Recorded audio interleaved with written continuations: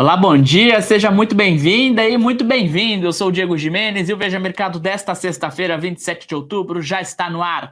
Você pode nos assistir pelas nossas redes sociais ou nos ouvir pelo Spotify quando e onde você quiser.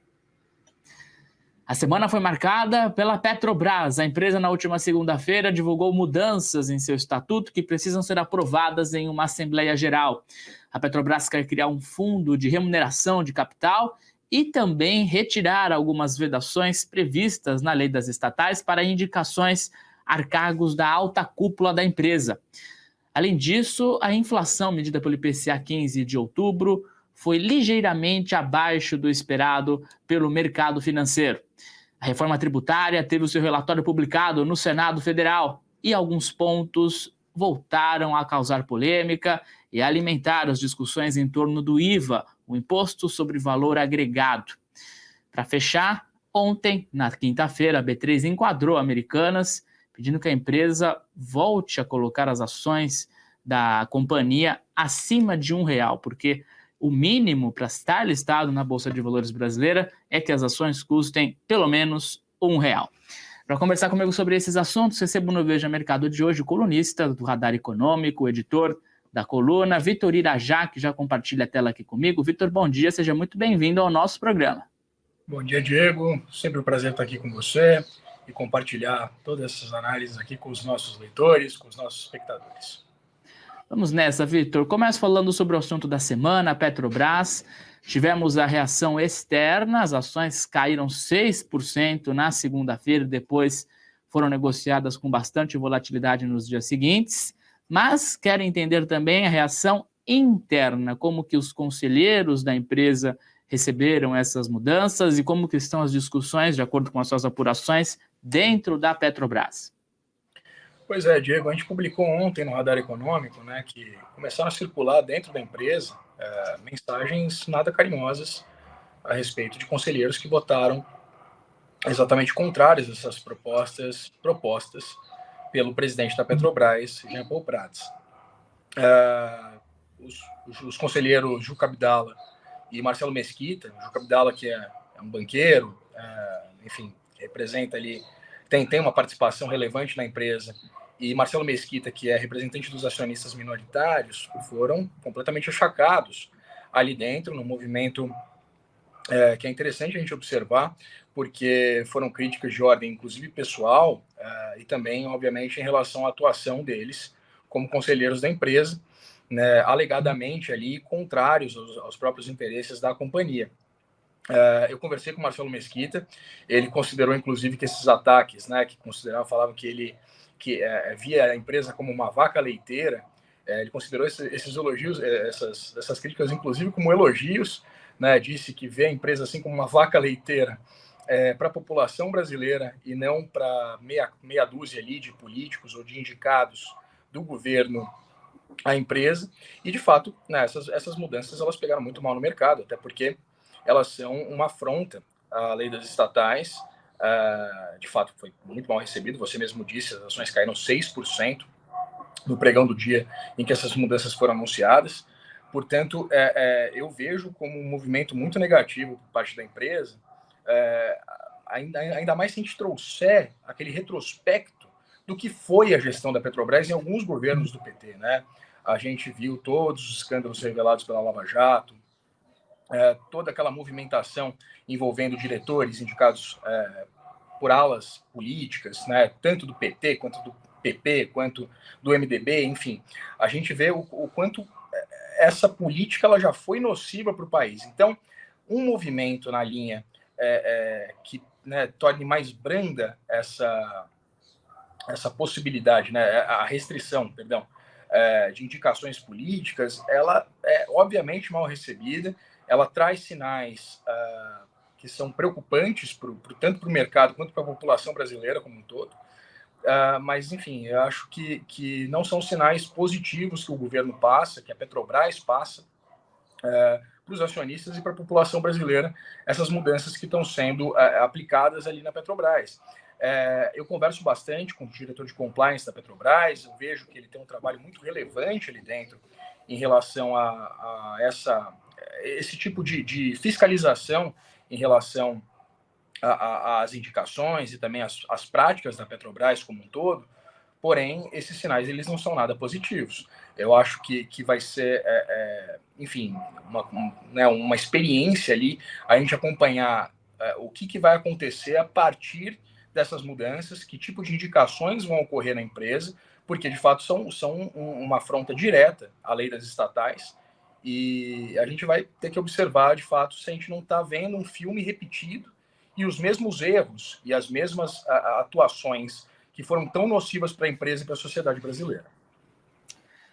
Vitor, outro assunto que esquentou de vez nessa semana foi a reforma tributária, teve o relatório publicado no Senado Federal e algumas discussões voltaram a acontecer, principalmente sobre o IVA, porque o novo texto prevê novas exceções à regra do IVA, também retirou alguns setores do chamado imposto do pecado, que é aquele imposto seletivo, e, claro, aumenta as discussões em torno do IVA, dessa alíquota que pode ser cada vez maior. Quero entender na sua avaliação se esse texto ele é mais frouxo do que o da Câmara e quais podem ser os impactos, os danos, qual que é a avaliação geral desse novo relatório publicado essa semana.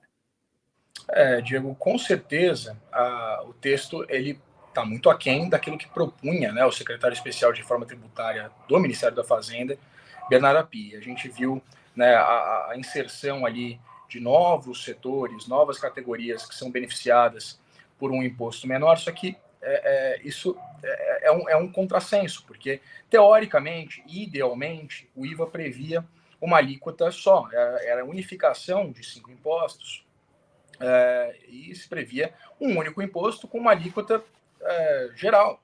Agora, sim, já havia exceções ali, algumas categorias que foram incluídas novamente, outras categorias foram incluídas nesse momento, né, como antecipou inclusive o radar econômico, que seriam incluídas novas categorias em benefícios ali com alíquota reduzida.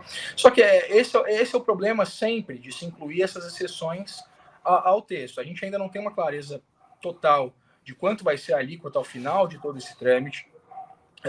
E cada vez, obviamente, que se adiciona ali um setor beneficiado, a sociedade como um todo paga. Portanto, é curioso a gente observar o quanto o texto, que é importante, que é necessário para que o Brasil se torne um ambiente mais previsível e enfim, atrativo a investimentos, né, para a feitura de negócios como um todo, exatamente porque hoje o sistema tributário é um emaranhado de regras e alíquotas e impostos. Agora, cada vez que a gente tem uma nova exceção, a sociedade como um todo paga. A gente sabe, né, desde a tramitação na Câmara, obviamente anteriormente a ela também, a gente vê o Congresso muito sujeito a grupos de pressão, a grupos de lobby, né, que defendem seus próprios interesses, o que é comum em qualquer tipo de discussão, ainda mais dessa magnitude, né? A reforma tributária ela atinge vários setores da economia como um todo. Portanto, a gente está vendo sim uma queda de braço em relação a vários setores da economia, né, que querem ser beneficiados pela reforma, não querem pagar mais imposto, ou querem manter o status quo ali em relação à sua tributação, mas, de fato, cada vez que se coloca uma exceção à regra, ou se dá um benefício a determinado setor, é muito nocivo para a sociedade como um todo, porque a proposta e a premissa da reforma seria exatamente uma alíquota só, um IVA que previa uma só alíquota, um só imposto incidente sobre os bens e serviços do país. E não é isso que a gente está vendo. Eu acredito que ainda é um avanço, a reforma ainda é um avanço, só que um avanço muito menor, né? Um avanço, de fato, menos relevante do que aquilo que a gente estava prevendo em relação à proposta original, porque ela acaba com essa isonomia que, idealmente, um IVA ele traria para a economia do país. Certo, Vitor. E ainda em Brasília, neste ano, além do arcabouço fiscal, também foi aprovada a volta do voto de qualidade no CARF, que beneficia a União em casos de empate nas votações, justamente no Conselho de Recursos Fiscais. Quero entender se de lá para cá houve alguma mudança nos julgamentos, se os julgamentos eles foram acelerados, se as pautas maiores voltaram a serem colocadas na mesa em razão dessa volta do voto de qualidade, considerando que o governo tem como principal objetivo para o ano que vem zerar o déficit fiscal, meta esta considerada muito ambiciosa e visto com bastante descrença pelo mercado financeiro. Diego, a gente traz hoje no Radar Econômico, né, na edição impressa do Radar Econômico, exatamente uma notícia nessa linha.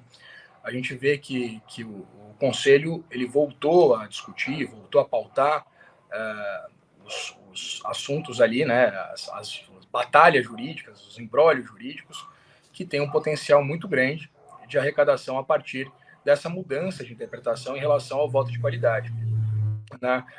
O voto de qualidade nada mais é do que um voto de Minerva do governo em relação a votações sobre esses embrólios envolvendo o contribuinte e o fisco, contribuinte incluídas as empresas nesse embrólio todo, e esse voto de qualidade dá ao governo federal o voto de Minerva, dá à Receita Federal o voto de Minerva. Portanto, essa medida é vista dentro do Ministério da Economia, sim, como um ativo importante dentro dessa briga do governo federal para aumentar a arrecadação e fazer, inclusive, o arcabouço fiscal ser um instrumento viável como substituto ali ao teto de gastos. Só que é interessante a gente observar o quanto, né, uma discussão que deveria ser técnica ali, ela é, enfim, contaminada por uma questão política, por um interesse político por parte do Ministério da Fazenda.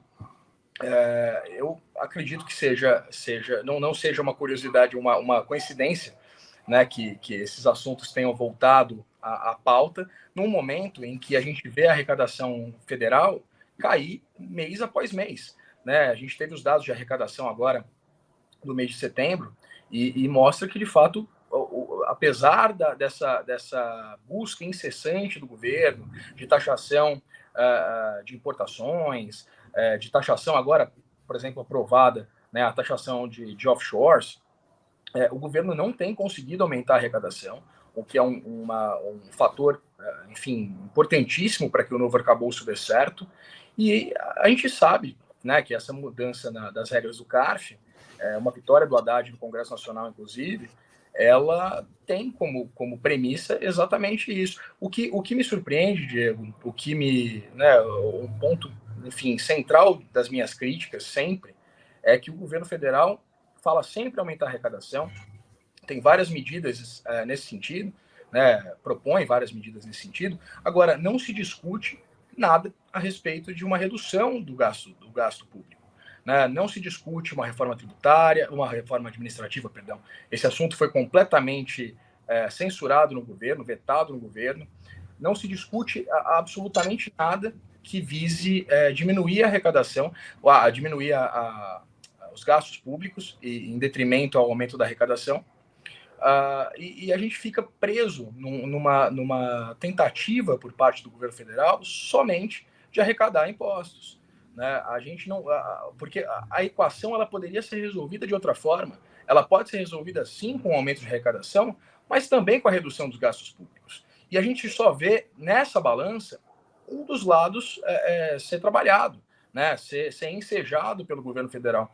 Portanto, é uma medida que causa algum tipo de preocupação, porque a gente vê que tem um ambiente ali no Conselho contaminado por um interesse da Receita Federal e do Ministério da Fazenda, e que talvez os interesses da população como um todo, do setor privado, não sejam atendidos por essas medidas, tanto que a gente viu esse andamento, como a gente publica hoje no Radar Econômico. Certo, Vitor, falamos bastante sobre essa semana, mas agora eu quero jogar para a próxima, porque o Copom vai se reunir na quarta-feira que vem e deve cortar as taxas de juros do país em 0,5 ponto percentual mais uma vez. Mas o tema da minha pergunta foge um pouco do noticiário quente, mas sim para uma aproximação entre o presidente do Banco Central, Roberto Campos Neto, e o presidente Luiz Inácio Lula da Silva, eles que tiveram seu primeiro encontro presencial, físico, desde o início da gestão de Lula. Como você enxerga essa aproximação? Quais podem ser as intenções de presidente Lula e também de Campos Neto com essa aproximação? Porque até então o presidente Lula atacava bastante Campos Neto e chamava ele de esse cidadão. passados 10 meses, os juros começam a cair e agora esse aceno, essa aproximação entre eles. O que pode acontecer daqui para frente? Diego, com certeza, esse movimento de aproximação entre o presidente da República e o presidente da autoridade monetária do país, enfim, além, né, mais do que necessário, ele é positivo. A gente tem, sim, uma coisa nova, né, acontecendo, uma relação nova acontecendo, em que é a primeira vez que um presidente eleito ele tem que ter uma relação institucional com um presidente do Banco Central que não foi escolhido por ele. E a gente viu que no começo do governo essa relação ela estava muito estremecida por parte do governo federal, né? A gente viu essa série de ataques, essa série de achaques e falas públicas tanto do Lula, do presidente Lula, quanto de membros do PT em relação à política monetária do país e que eram muito nocivas, causavam, né, barulho, enfim, era uma relação ali, um ambiente que não trazia uma paz institucional e uma paz no ambiente para se fazer negócios no país, e, inclusive, na verdade, só causava um impacto contrário ao ensejado por Lula. Eu já comentei, inclusive, aqui nesse espaço, né, que Lula, com esse movimento, ele procurava um inimigo ali, uma justificativa para caso a economia andasse de lado, né? Que aí ele teria em quem jogar a culpa pelo fato de a economia não estar bombando, a economia não estar pujante. De fato, a economia não está pujante, né? A gente teve ali dois trimestres muito positivos, o terceiro trimestre já um pouco, enfim, aquém das expectativas, porém, é muito positivo que esse ambiente, né, esse diálogo entre Lula e Campos Neto, ele vem ocorrendo. O ministro Fernando Haddad teve um papel muito importante nessa relação. O ministro sempre atuou ali como um articulador e como um membro do governo que mantinha um bom diálogo com Roberto Campos. A indicação, inclusive, do ex-secretário executivo do Ministério da Fazenda, Gabriel Galípolo, foi muito bem vista pelo mercado, né? Galípolo vem sendo elogiado, inclusive, por pessoas do mercado com quem eu conversei, né? Vem inclusive, não só elogiado, mas também afirmam que Galípolo é muito discreto em relação às discussões que envolvem o Banco Central. Portanto, eu vejo como um sinal muito positivo institucional para o país, também para o ambiente macroeconômico em relação às perspectivas, em relação aos juros, mas eu vejo também um componente político nesse sentido, porque Lula não tem mais por que atacar Campos Neto se o movimento esperado pelo Banco Central é em linha com o que prega o governo. O governo vem desde o começo, desde janeiro, pregando a redução das taxas de juros, falando que as taxas elevadas impactam no crescimento econômico.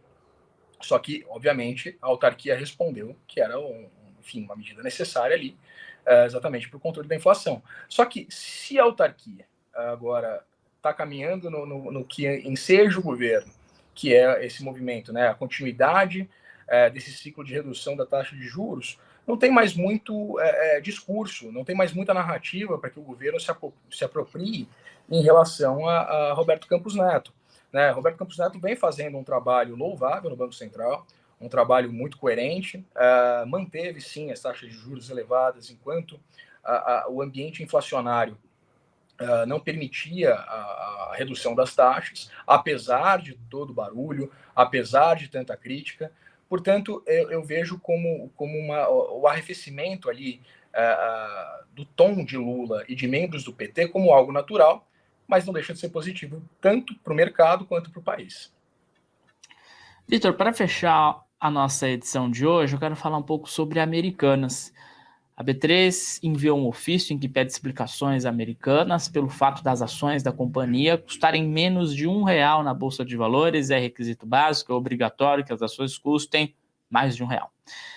Eu quero entender como que é uma das negociações da Americanas com os seus credores no processo de recuperação judicial e mais também como tem sido visto o trabalho do comitê independente da auditoria que tem sido realizada dentro da própria Americanas também.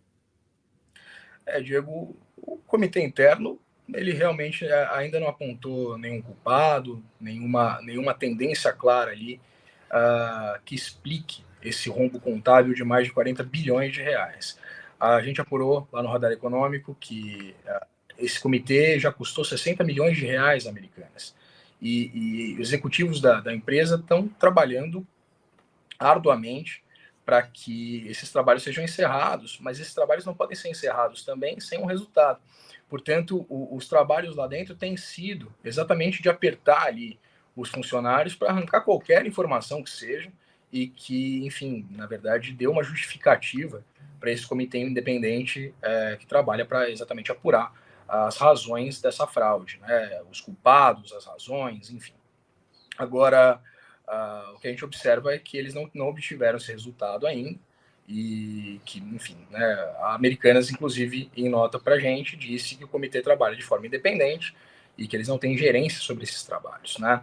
Agora, as negociações seguem aceleradas sempre, a gente tem sempre credores, né, relevantes ali, tanto um lado é sempre um pouco mais leniente, o outro faz um jogo mais duro em relação ao que é devido. Agora, a gente tem que observar esses movimentos todos, né? Nas últimas semanas, muita coisa aconteceu em relação aos trâmites relacionados a Americanas, e acho que o grande momento agora é a espera ali sobre a culpabilização, né, enfim, em razão dessa fraude contábil, porque a gente vê sempre essa queda de braço em relação a executivos e controladores sobre a culpa envolvendo esse descalabro contábil que a gente viu dentro da empresa. A CPMI ela não foi, enfim, muito efetiva na obtenção de elementos ali que fossem, de fato, relevantes para a gente ter uma clareza maior do que aconteceu dentro da empresa. Inclusive, a gente já tinha até abordado isso na coluna, né, o quanto a CPMI ela acabou sendo utilizada como um instrumento um instrumento político ali para que membros do Congresso Nacional tivessem seus 5 minutos de fama em cima de um assunto de relevância nacional. Pouco foi discutido, pouco foi abordado, pouco foi levantado.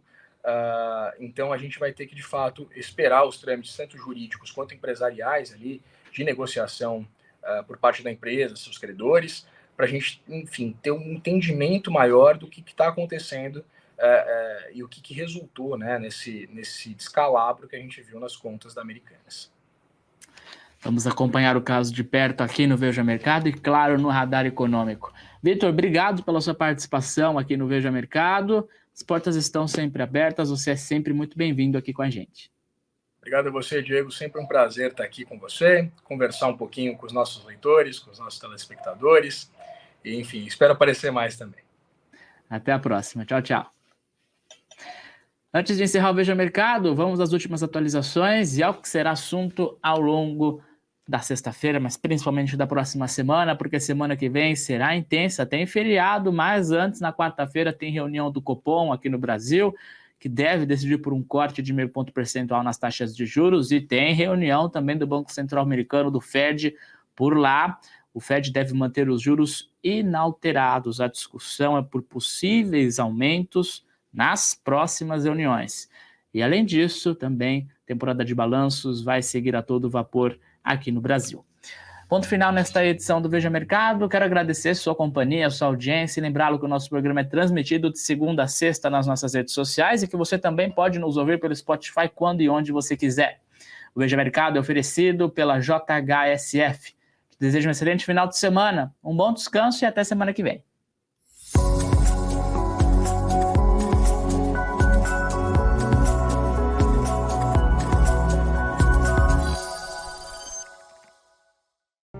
Veja conta a história do Brasil. Em fevereiro, revelamos com exclusividade uma trama golpista que envolvia o hacker Walter Delgatti, com o objetivo de anular as eleições e impedir a posse de Lula. Isso é assunto até hoje. Em junho, mostramos como o celular de Mauro Cid, ajudante de ordens de Jair Bolsonaro, continha as provas de um plano para golpe de Estado. Isso é assunto até hoje. Em agosto, antecipamos que Mauro Cid iria confessar que vendeu joias do patrimônio público nos Estados Unidos e entregou dinheiro em espécie nas mãos de Jair Bolsonaro. Isso é assunto até hoje. Veja, saiba antes, saiba mais.